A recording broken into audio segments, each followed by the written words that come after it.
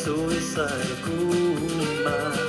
Kuma Bezat Israel, Zu Israel, Kuma Bezat Israel, Zu Israel,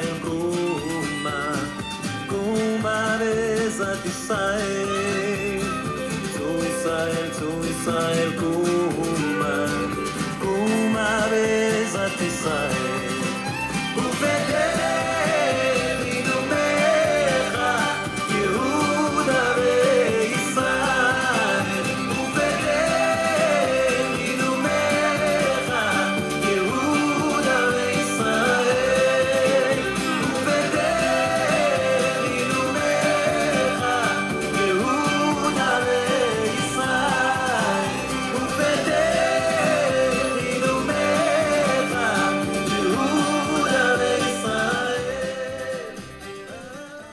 Good and Erev Shabbos, my holy sisters and brothers. That was Moshav Band, doing their song Tzur Yisrael, the Rock of Israel. How are you? Are you excited for Shabbos?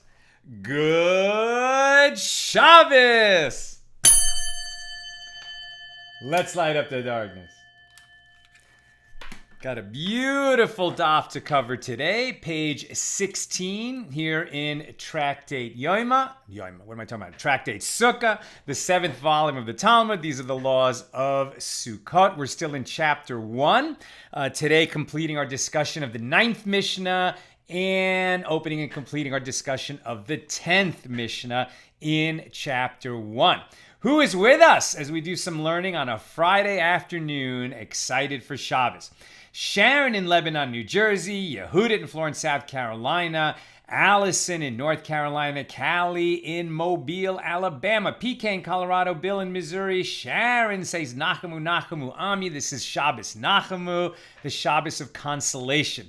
We're on our way out of Tisha B'Av last weekend, and now I've got 7 Shabbats that are just increasing in joy and meaning as we're working our way toward the new year at Rosh Hashanah. John Pittman in Maine, Randy in Florida, Brandon in Dayton, Ohio. Also Guy in Dayton, Ohio, Gwen in Michigan, Belle in Michigan, not in Michigan, but asking for Misha Berak for her daughter, Rachel Shoshana Bar Bela Veyair. May she have a complete and speedy recovery. And we all say Amen. Over there on the YouTube side, we've got Lindsay in Cincinnati, Lynn in North Texas, and wishing everyone a happy Tu B'Av. So Tu B'Av is the 15th of Av. And I think the Talmud says, I forget exactly where, but there were no days as joyous as Tu B'Av. When the maidens of Jerusalem would go out dressed in white. It was a kind of Valentine's Day sort of holiday, the way we might think of it today. But it was kind of a matchmaking holiday at this time of year. And one thing that was a beautiful and important feature of it is that all the women would go out dressed exactly the same in white garments borrowed from a friend. And there was no distinction between rich or poor. Rather, the gentlemen were asked, as they were choosing marriage partners, to look at the inner qualities of the woman. And, I would give the same advice to the women in looking for your mates.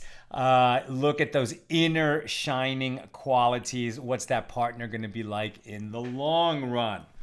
Okay, lots to cover today, so I think we should just get right into it. Okay. So we're near the top of the A side of page 16. The Gemara, the Mishnah that we're covering, Mishnah number 9, was talking about you can't use as a roofing material for your sukkah. And recall that the sukkah that we dwell in, when we fulfill our obligation to dwell in a sukkah during the fall holiday of Sukkot, means we want to sleep in there if possible. Definitely take all our meals in the sukkah.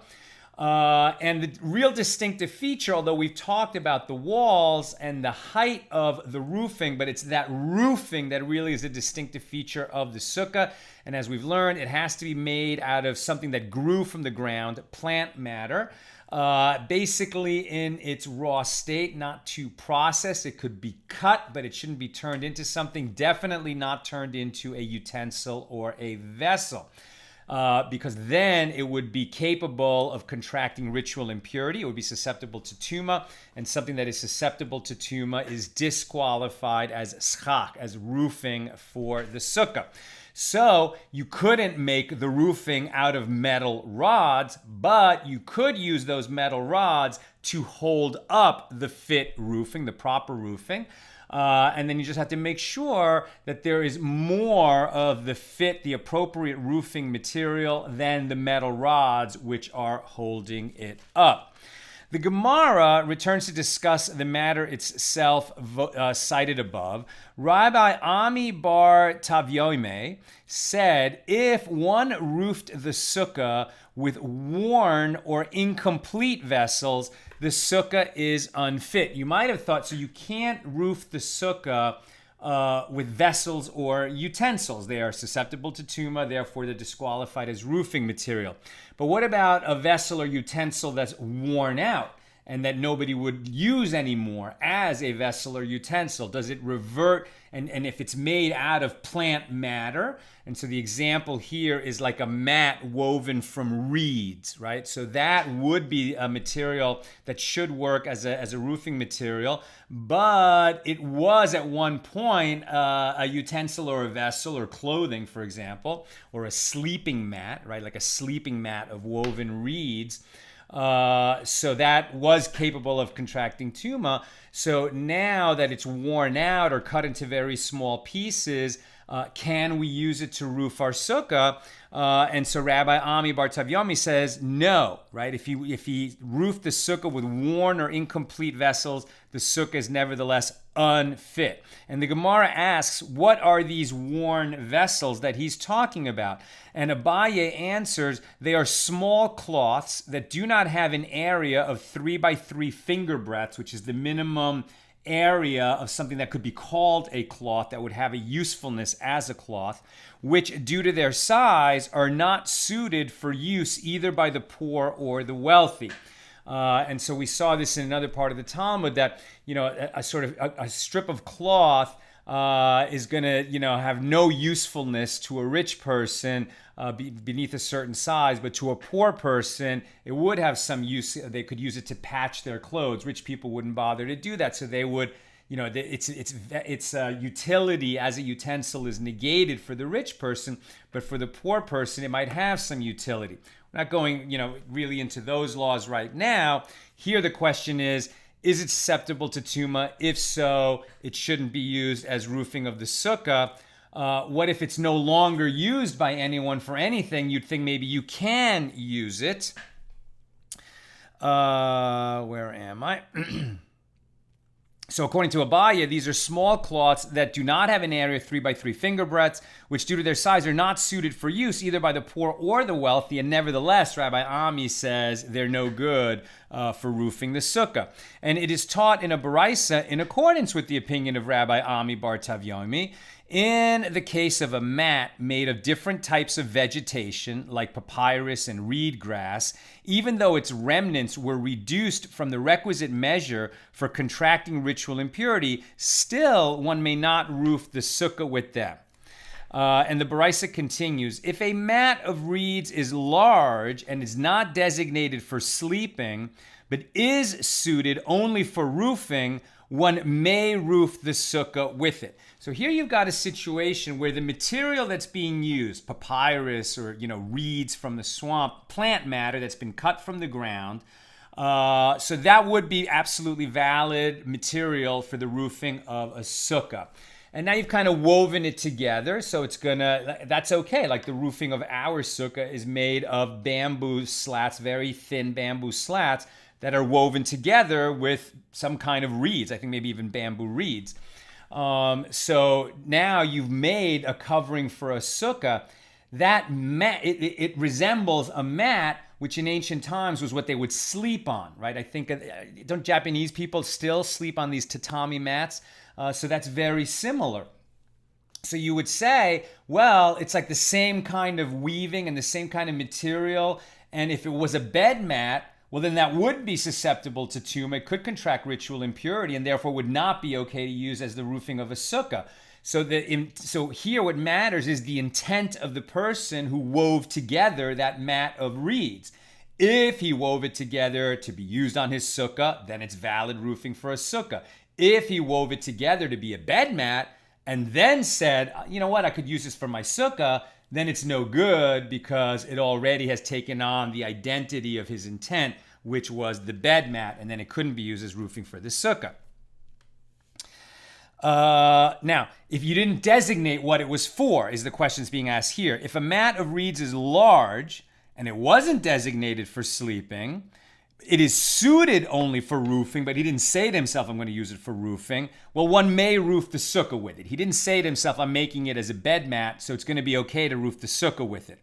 However, the status of a small mat, which can be utilized for sleeping, right, which is more like it's the size of what you'd expect to be for a sleeping mat, so that, and you didn't have an intent when you wove it together, so then the assumption is those kinds of mats that are that size, they're generally used for sleeping mats. So unless when you wove it together you intended to use it for roofing of the sukkah, it's going to be assumed to be a sleeping mat and therefore unfit to be used as roofing for the sukkah.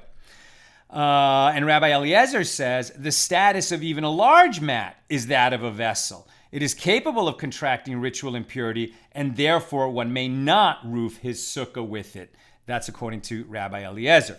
The Mishna states, in the case of one who hollows out, and then we leave that debate behind.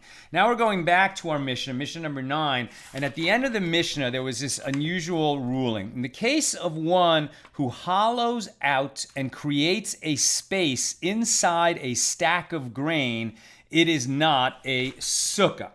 Right? So this is kind of very unusual. What are we thinking of? So yesterday, when I first mentioned this, I had in my mind like standing sheaves, like lots of stalks of wheat, let's say, standing vertically and somehow bound together, and somehow you would go in there and hollow out.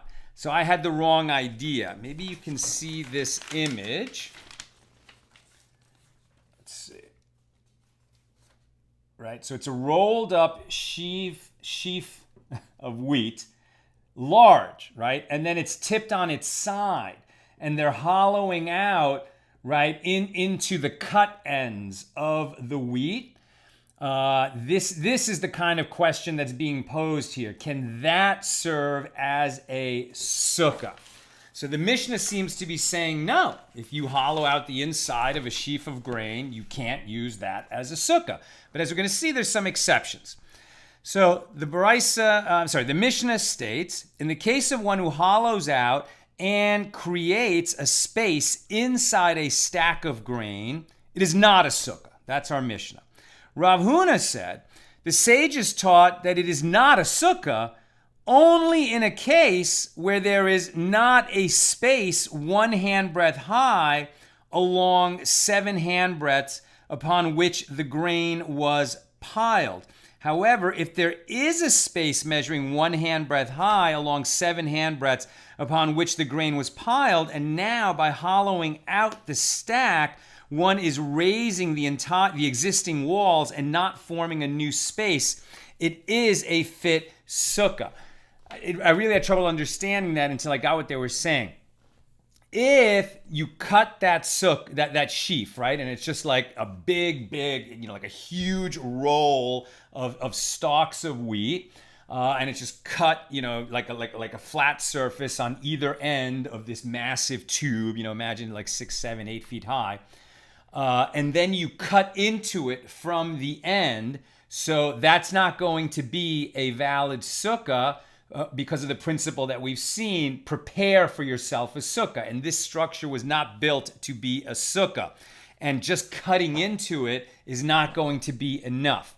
However, if when you were putting the sheaf together, you already kind of created an opening and you were planning that it would be a sukkah. And then after it was all bound together, you cut further into it, but you already had a bit of an indentation into the sheaf, then it does have the possibility to become a sukkah. We're still going to have the issue that ceiling, which is made of a proper material, that the walls don't matter so much. The ceiling has to be made of plant matter that's cut away from, it's no longer attached to the ground. It's not growing from the ground, right? It's been cut. The straw has been cut. And it provides more shade than sunlight, but some sunlight has to get through it, right? So if you're going up through that sheaf, it's like, no sunlight's really going to get through. So you're going to have to thin out that roof until this thing qualifies as a sukkah. But it's possible as long as you already had in mind and actually physically took some action to create a space in this sheaf as you were forming it. Then it would work. And that is also taught in a baraisa. One who hollows out a stack of grain to make himself a sukkah, it is a sukkah. And the Gemara wonders, but didn't we learn in the Mishnah that it is not a sukkah? Rather, is it not correct to conclude from it, in accordance with the opinion of Rav Huna, that in certain circumstances it is possible to hollow out a stack of grain and establish a fit sukkah? And the Gemara concludes, indeed, learn from it that this is the case. Usually it's not going to work, but in certain conditions you can make it work. Some raised this matter as a contradiction between the Mishnah and the Baraisa. We learned in the Mishnah, one who hollows out a stack of grain in order to make himself a sukkah. It is not a sukkah. But wasn't it taught in a Baraisa that it is a sukkah? So Rav Huna said, this is not difficult. Here, where it is a sukkah, it is a case where there is a space measuring 1 handbreadth high along 7 handbreadths already before you start cutting into it. While there, where it is not a sukkah, it is a case where there is not a space 1 handbreadth high along 7 handbreadths. And that concludes our discussion of Mishnah number 9. Now we go on to Mishnah number 10. One who lowers the walls of the sukkah from up downward, right? So you've got a situation where, like, let's say you've got frame, it's not so crazy. Like, you've got 4 corner posts, let's say, and now you're going to nail boards to the posts to fill in the walls of the sukkah.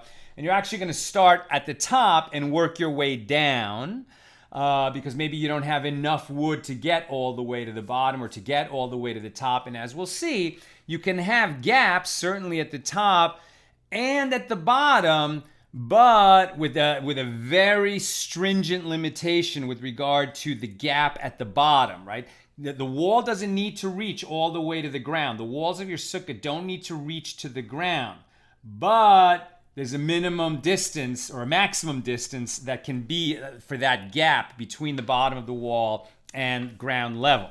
So one who lowers the walls of the sukkah from up downward, right, from the top down, if the lower edge of the wall is 3 handbreadths above the ground, the sukkah is unfit, right? So 3 handbreadths, that's 2, 3.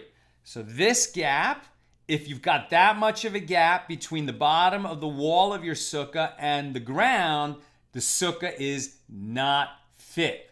A little less than that, and it is fit. That's the key. It has to be a little bit less than 3 handbreadths. If you've got a 3 handbreadth gap, it's too much. It's going to render the sukkah unfit.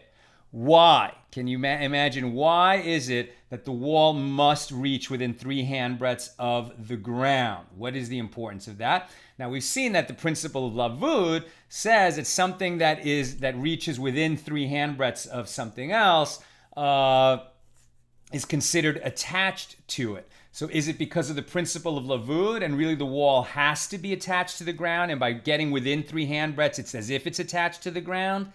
Well, no, actually, because walls, as long as they have a 10 handbreadth measure, are actually considered to extend upward infinitely for the purpose of creating partitions with respect to Shabbos domains. So it would seem that vertical walls, it's not really the principle of lavud that means that it has to get within 3 handbreadths of the ground. It's actually something different. What is 3 handbreadths of the ground? It's the minimum measure that the average size goat needs to get under a wall. That's why. Right? So if the bottom of the walls are more than 3 handbreadths above the ground, so this structure isn't going to keep goats out. And now, instead of a residence, even if a sukkah is your temporary residence during Sukkot, but it's a residence that you're living in, that you're dwelling in, sleeping and taking meals in, and if the walls don't reach within 3 handbreadths of the ground, it's like goats are going to come in and out of your residence, and that negates it as a residence. So that's why these walls have to reach within 3 handbreadths of the ground. And here explains, since animals can enter through that space, it is not the wall of a fit sukkah. However, if one constructs the wall from down upward, right, so you're adding boards going up from the bottom, if the wall is 10 handbreadths high, right, the wall itself has to have 10 handbreadths of vertical length, in order to be a proper partition. We've seen that a lot, that to be a partition has to be at least 10 handbreadths high, so about 40 inches. And even if you're starting a little bit above the ground, you're still going to need, right, so let's say you start 1 handbreadth above the ground. So now that's okay. The gap is correct size at the bottom. So you might think that you only need 9 handbreadths of wall to reach 10 handbreadths.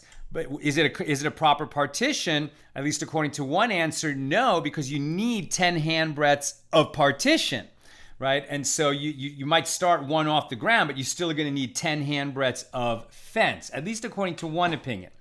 However, if one constructs the wall from the bottom to the top, if the wall is 10 handbreadths high, even if it does not reach the roofing, the sukkah is fit. Okay, so here it would seem to say it doesn't matter whether the wall itself has 10 handbreadths of vertical length. It just has to reach to 10 handbreadths above the ground. What it doesn't need to do is reach all the way up to the roofing. Now, the roofing can be as high as a little less than 20 cubits above the ground. That's very high. That's like 30 feet high. The fence the walls only have to, go up about 40 inches above the ground. So you can have a huge gap in the walls at the top of the wall, and it's still going to be a valid sukkah, but the gap at the bottom of the wall, between the bottom of the wall and the ground, has to be less than 3 handbreadths.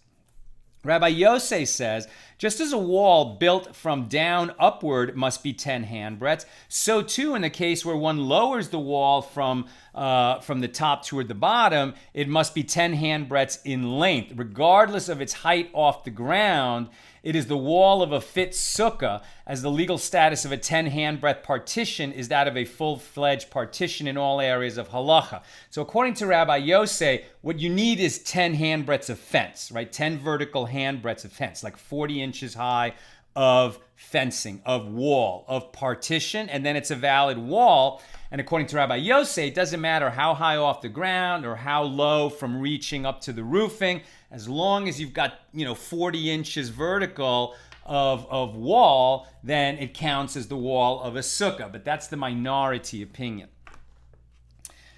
And to help understand this idea of a suspended wall, and that's why I named today's show Hanging 10, right? Hanging 10 handbreadths. And now you're hanging this 10 handbreadths, a little bit off the ground, lower than the roof. And when is it going to be a valid partition and when is it not? So to help understand that, the sages are going to look back to Tractate Eruvin, right? So we had first Brachas, then Shabbos, then Eruvin. So Eruvin was an extension of the laws of Shabbat. And it was the idea of domains, right? You can't carry from one domain to another unless you join those domains with an Eruv. So there were times when you had 2, let's say, private domains next to each other. And if they don't have an Eruv, if they haven't been joined into like one common domain for the purpose of carrying on Shabbos, then you can't carry objects from one private domain to another, even though they're both private domains, but they're separate domains. You can't carry from one to another in the absence of an Eruv. Now, how do those domains get defined? Well, by a partition that surrounds them that's 10 handbreadths high. What if the boundary between those 2 domains crosses over a well of water, a cistern, right? A pond. So and now you want to draw water from the pond into one of your domains. Now, if they don't have an Eruv, you want to make sure that you're taking water that's already in your domain and not in your neighbor's domain, so you don't violate Shabbos. So what the sages decreed is there has to be some kind of a partition in the water or above the water. Right, so Beis Shammai say you got to put the partition in the water and it has to extend a little bit, at least one handbreadth above the surface of the water. Beis Hillel say you can hang a wall above the water, but it has to extend at least one handbreadth into the water. At any rate, it's about this hanging wall above and a little bit into the water that we're going to look to that body of law to try to understand the hanging walls on the side of a sukkah. The Gemara asks, with regard to what principle do Rabbi Yosei and the rabbis disagree in our Mishnah? Right? He says you just need 10 handbreadths of wall. It doesn't matter how high above the ground or how low from the ceiling. The rabbis say it has to be within 3 handbreadths of the ground. And then as long as it reaches to 10 handbreadths high, it doesn't matter if it doesn't reach up to the roof. So with regard to what principle, what is the underlying principle with which, as regards to which Rabbi Yosei and the rabbis disagree? And the Gemara explains, one sage, Rabbi Yosei, holds that a suspended partition, even if it does not reach all the way down, renders it permitted to carry on Shabbos, right? So now we're talking about carrying on Shabbos as opposed to is it a fit sukkah or not? And so according to Rabbi Yosei, a suspended partition, even if it doesn't reach all the way to the ground, is a valid partition to allow carrying on Shabbos. And the other sage, the rabbis who disagree with Rabbi Yosei, hold that a suspended partition does not render it permitted to carry on Shabbos. And we learned in a Mishnah there in Tractate Eruvin, in the case of a cistern, a well, that is located between 2 courtyards, situated partly in each courtyard, that one may draw water from it on Shabbos into one of the courtyards, into either of the courtyards, only if a partition 10 handbreadths high was erected specifically for the cistern to separate the water between the domains. Now, it's not fully going to separate the water. It's not like you're building a steel wall that runs down the middle of the whole pond or the middle of the whole well from the surface of the water all the way down to the bottom of the well and across its whole length. It really is a symbolic division because the water can flow underneath this partition. Nevertheless, since it's going to break up the surface of the water, it's going to be clear to all involved that, with respect to the laws of Shabbos, you're drawing water from your side into your courtyard and not from your neighbor's side of the cistern. So we learned in a Mishnah there in Tractate Eruvin, in the case of a cistern located between 2 courtyards, you may draw water from it on Shabbos only if a partition 10 handbreadths high was erected specifically for the cistern to separate the water between the domains, lest the residents of one courtyard draw water from the domain of the other courtyard. This partition is effective whether it is above and lowered toward the water, or whether it is below in the water, or whether it is within the airspace of the cistern below the rim and above the surface of the water. A partition situated in any of these places forms a boundary between the 2 courtyards, permitting one to draw water from the cistern. And Rabbi Shimon ben Gamliel says that this is the subject of an early dispute of the rabbis of the Mishnah. So where the law came out on this, the halacha, one may not draw water on Shabbos from a cistern that's located between 2 courtyards, between which an Eruv was not established. If there was an Eruv for both courtyards, then it doesn't matter. You can transfer materials from one courtyard to the other, and so it would be okay. But since there's no Eruv, you can't draw water from that cistern unless a partition 10 handbreadths high is built in the middle of the cistern. If this partition is constructed above the water line, it must descend at least 1 handbreadth below the surface of the water. If the partition was constructed in the water, it must rise above the surface at least 1 handbreadth in accordance with the conclusion of the Gemara in Tractate Eruvin. Beis Shammai say on that subject, the partition that permits drawing water must be placed below, and Beis Hillel said it must be placed above. Rabbi Yehuda disagreed with both Beis Hillel and Beis Shammai. Rabbi Yehuda said a partition for the cistern should be no more stringent than the wall serving as a partition between the two courtyards. Once there is a wall between the courtyards, there's no need to erect an additional partition specifically for the cistern. The law does not accord with Rabbi Yehuda on this. Rabbi Bar Chana said that Rabbi Yochanan said. Rabbi Yehuda stated his opinion in accordance with the opinion of Rabbi Yosei, who said that a suspended partition permits one to carry, and therefore the wall between the courtyards suffices to divide the cistern as well. I think maybe here they're imagining that the walls between the two courtyards extends over the cistern, even though it's not in the airspace of the cistern, like below the rim. But the Gemara rejects this equation, that Rabbi Yehuda's opinion about the wall, that the wall between the two courtyards is sufficient and you don't need this suspended partition within the cistern. That's according to Rabbi Yehuda. And then another sage, Rabbi Bar Chana, tried to say, well, Rabbi Yehuda must hold like Rabbi Yosei with respect to suspended walls. And the Gemara says, no, actually, it's not that Rabbi Yehuda holds like Rabbi Yosei. Rabbi Yehuda does not hold in accordance with the opinion of Rabbi Yosei, nor does Rabbi Yosei hold in accordance with the opinion of Rabbi Yehuda. And the Gemara explains, Rabbi Yehuda does not hold in accordance with the opinion of Rabbi Yosei, as Rabbi Yehuda states his opinion that a suspended partition suffices only there with regard to the joining of the courtyards, which is an obligation by rabbinic law. However, here, with regard to the Sukkah, which is by Torah law, a suspended partition does not suffice, right? So Tractate Eruvin is all about the rabbinic laws that enable carrying between domains. The fact that we have to dwell in a sukkah during Sukkot is a Torah law. So Rabbi Yehuda could be a lot more stringent with respect to whether a suspended partition counts for a sukkah as compared to whether it counts to enable carrying between courtyards.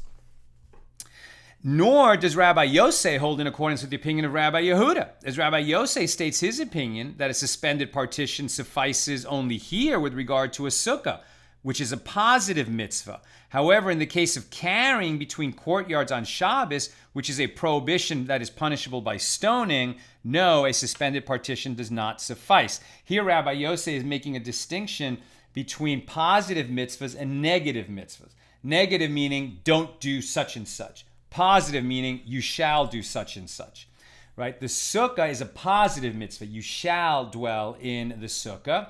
If you fail to do that obligation, the correction for that is do your obligation, right? There's usually not a punishment for not doing something that you're obligated to do. But if you do something that you're prohibited to do, then the punishments are much more stringent. Stoning is actually a death penalty offense. Not that the death penalty was ever given, but technically that's the penalty. It was never applied because in order to be convicted of a death penalty offense, somebody had to warn you right before you did it that if you do that, you're subject to the death penalty, and then you did it immediately thereafter, and there were 2 witnesses. It's like a whole bunch of conditions, and then it was brought before 23 judges, and never happened. But it doesn't matter. The fact is, negative mitzvahs are considered more stringent than positive mitzvahs. Okay, and the Gemara asks, and if you say, since Rabbi Yosei does not hold in accordance with the opinion of Rabbi Yehuda with regard to the laws of Shabbos, so then according to whose opinion was the action that was taken in that incident that occurred in Sippori, where they relied on suspended partitions even on Shabbos? And the Gemara answers, it was not performed according to the opinion of Rabbi Yosei, but rather on the authority of Rabbi Yishmael, the son of Rabbi Yosei. And what was the incident? When Rav Dimi came from Eretz Yisrael to Bavel, right, from the land of Israel down to the Jewish community in Babylonia, he said, one time they forgot and they did not bring the Torah scroll to the synagogue on Shabbos, on Erev Shabbos, right, on Friday during the day, prior to the onset of Shabbos. And then the next day on Shabbos, they needed to have the Torah in shul, but they can't carry the Torah to shul, to synagogue, because they didn't have an Erev, and there was no way to get the Torah to the synagogue where they needed to read it without violating the prohibition on carrying on Shabbos through the public domain more than 4 cubits. So what did they do?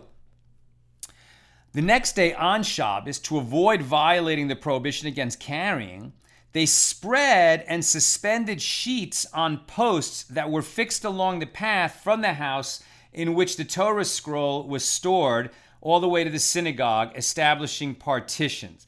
And they brought a Torah scroll along that path, and then they read from it. Now, what? So how is this possible? You certainly can't build a fence. You can't build a wall on Shabbos. But this was an unusual situation where between the house where the Torah scroll was stored and the synagogue where they needed it, there was a path, and the path was lined with posts, right? The posts were every...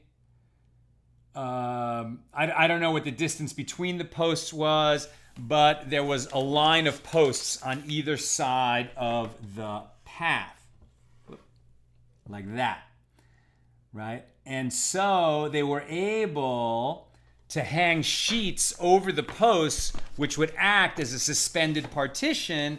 And now they're carrying, right, in like basically through a private domain from the house to the synagogue and enable them to carry the Torah scroll. Now, there's a lot of questions about this that make it difficult to understand. The action that was taken in Sippori.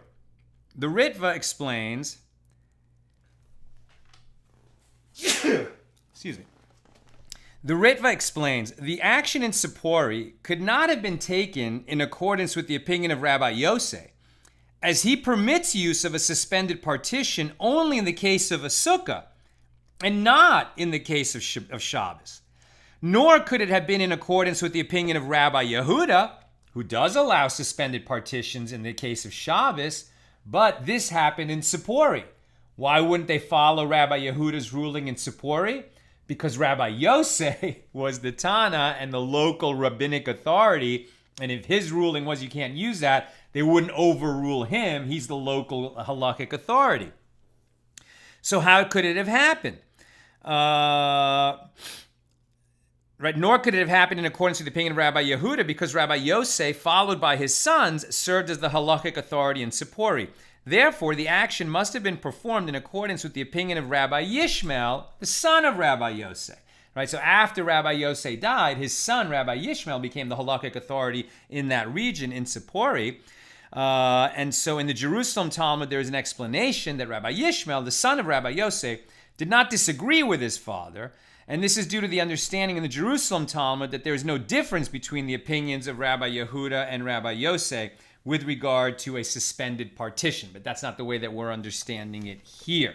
So the Gemara asks, does it enter your mind that they spread the sheets on Shabbos? Carrying before the partitions were established was prohibited. How do they get the sheets to the place on the post where they're going to hang it over the post? You can't carry in the public domain on Shabbos, so how are they going to get it there? From where do they bring these sheets on Shabbos? Rather, they found the sheets already spread on the posts, and they brought a Torah scroll and read from it. They realized that the partitions were already standing there. People hadn't thought of them there. They were kind of maybe, I don't know, like a decorative, like decorative banners along the path, maybe to welcome, some visiting sage. And they said, you know what, we could use this as a partition, and now we're just going private domain to private domain. Still difficult because they can't establish the Erev on Shabbos, so somehow they had to have already had an Erev. And what they didn't have was the partitions that defined the region of the Erev, something like that. They relied on suspended partitions even in this matter related to Torah law. They relied neither on the opinion of Rabbi Yehuda nor on the opinion of Rabbi Yosef. Rather, they relied on the authority of this third sage, meaning Rabbi Yishmael, the son of Rabbi Yosef. So we haven't really learned what we need to know about the difference on suspended walls between Rabbi Yehuda and Rabbi Yosef. Rav Chisda said that Avimi said, a mat that is 4 handbreadths and a bit wide can permit the use of a sukkah as a wall. And the Gemara explains, how does one accomplish this, right? A partition has to be at least 10 handbreadths high. Now we're talking about a mat that's only 4 handbreadths wide, a little more than 4 handbreadths wide. How do we use it? So he suspends it in the middle of the space, which is 10 handbreadths high, with less than 3 handbreadths from the bottom of this mat to the ground. So we're within 3 handbreadths of the ground, and less than 3 handbreadths above it. So the principle of Lavud, which joins things that are within 3 handbreadths of each other, right? At the bottom, it doesn't matter. We don't need Lavud so much, but it does considered extends to the ground. For this case, where we need 10 handbreadths, and at the top, we're definitely using the principle of Lavud to consider it as if it extended within 3 handbreadths of that required height of 10 handbreadths. So this mat that's only 4 handbreadths wide, if you place it in the middle of the 10 handbreadth space that you need a wall that high, it works because you're less than 3 handbreadths away from the top and from the bottom. And the Gemara asks, well, this is obvious. And I'm almost done, so if you got questions or comments, please get them in. The Gemara asks, this is obvious. The principle of joining with regard to a gap of less than 3 handbreadths is well known. That's Lavud. So there is no need to teach this law. The Gemara answers, well, you might have thought that we can only apply the principle of Lavud once. Since we're using the principle of Lavud to say we're within 3 handbreadths of the bottom, can we also say that we're within 3 handbreadths of the top? And this mat that's only 4 handbreadths tall is going to now count as a 10 handbreadth partition? And the Gemara says that at least Rabbi Avimi is teaching us that yes, we may implement that principle twice. Well, the Gemara raises an objection to the opinion of Avimi from a Baraisa. A mat that is 7 handbreadths and a bit more wide can permit use of a sukkah as a wall. Apparently, a mat can serve as the wall of a sukkah only when the principle of joined objects is implemented once. Right? This Baraisa seems to be saying that, well, you need actually 7 handbreadths and a little more so that you're within 3 handbreadths, let's say, of the top where you need 10 handbreadths. But not just 4 and a little more. You have to actually reach the ground so that you could say it's 10 handbreadths high. You're missing just the 3 on one end. Not that you can be missing the 3 at the top and the 3 at the bottom, applying the principle of Lavud twice. And the Gemara answers, when that Baraisa was taught, it was with regard to a large sukkah, one considerably higher than 10 handbreadths. And one suspends the mat from a bit less than 3 handbreadths from the roofing, and it is considered a fit sukkah, although there is a significant distance off the ground. And what does it teach us?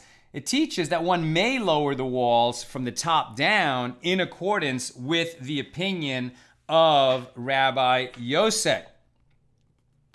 Not exactly. So what is the halacha on this? One may position a mat measuring a bit more than 7 handbreadths in width, and that is within 3 handbreadths of the ground, even if the roofing is very high. This partition serves as a fit sukkah wall. And this halacha is ruled in accordance with the opinion of the rabbis, according to Rashi's version of the Gemara. Meaning, in all cases, we don't follow the ruling of Rabbi Yosef that you can be more than 3 handbreadths above the ground. For it to be a fit sukkah, the walls have to come within 3 handbreadths of the ground. However, they only need to be at the top 10 handbreadths off the ground, and it doesn't matter how big a gap you have from the height, from the top of your wall, which might only be 40 inches high, 10 handbreadths, just open walls all the way to the top of a very high sukkah, it's still going to be a valid sukkah so long as that roofing is less than 20 cubits off the ground. And we had friends who had a sukkah just like that. One of the walls, I was like, wait a minute, you have no walls. It seemed to me like he had no walls. It was just so wide open. It seemed like there was only posts. And they said, well, no, look at that fence. It was just a very low fence, but it was more than 10 handbreadths above the ground. And so that did count as one of his walls, and he'd had a rabbi, certify it. So there you go. Okay, let's go to comments and questions.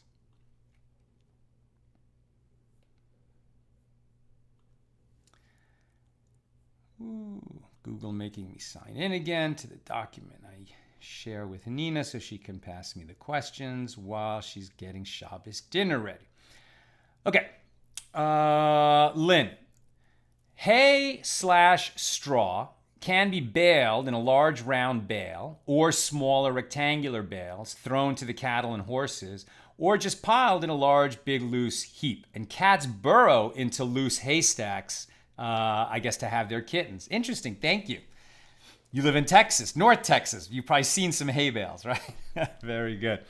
Yosef says, Good Shabbos. I was wondering about the fact that the command is to remember when we were living in sukkahs, but the Torah says we dwelt in tents. Does the cloud of glory explain and reconcile this? Exactly. We had that conversation a few days ago. And it's a debate among the sages, right? So some say that Sukkot was a place. Rabbi Kiva says we actually dwelt in Sukkahs. Others say, no, it says we dwelt in tents, right? When Bilam is brought to curse the Jewish people, and he says, oh, how matovu halecha Yaakov, oh, how goodly are the tents of Jacob. The people were dwelling in tents. And what the sukkahs remind us of with that roofing, which is a definitive feature of the sukkah, is those clouds of glory that God spread over the Israelites in the encampment in the wilderness to keep that scorching sun off of us. Lynn adds, since the corridor was not constructed on Shabbos, it sounds like a decoration for a wedding was still in place from hours before, and weddings are often right before Shabbos. No, so there you go. Maybe it was a wedding, and they were able to use, that path which had partitions, which aren't normally there, erected for it. The key is that those partitions didn't extend all the way down to the ground. They were suspended partitions, and they were able to use it. It might, some opinions say, well, Rabbi Yosef would have prohibited it because he doesn't believe in suspended partitions for the purpose of Shabbos, though he does allow it for Sukkah. But it seems like his son allowed it, either because his son disagreed with his father and succeeded him as the halakhic authority in that region, or because there's another nuance to the explanation that's spelled out in the Jerusalem Talmud, which is beyond the scope of our discussion here. I believe that's all the questions. So it is great to be learning with you on a Friday afternoon. I wish you all a very sweet, meaningful, inspiring, refreshing, rejuvenating Shabbos. And with God's help, we'll be together on the other side, Motzi Shabbos. As always, we like to get started about half an hour. In the summer when it's so late anyway, I try to get started within half an hour after Shabbos ends. Not always possible, but as early as I can get to it, be prepared and ready to go tomorrow night. I know it's late on the East Coast. Okay, my friends, have a great Shabbos. All the best.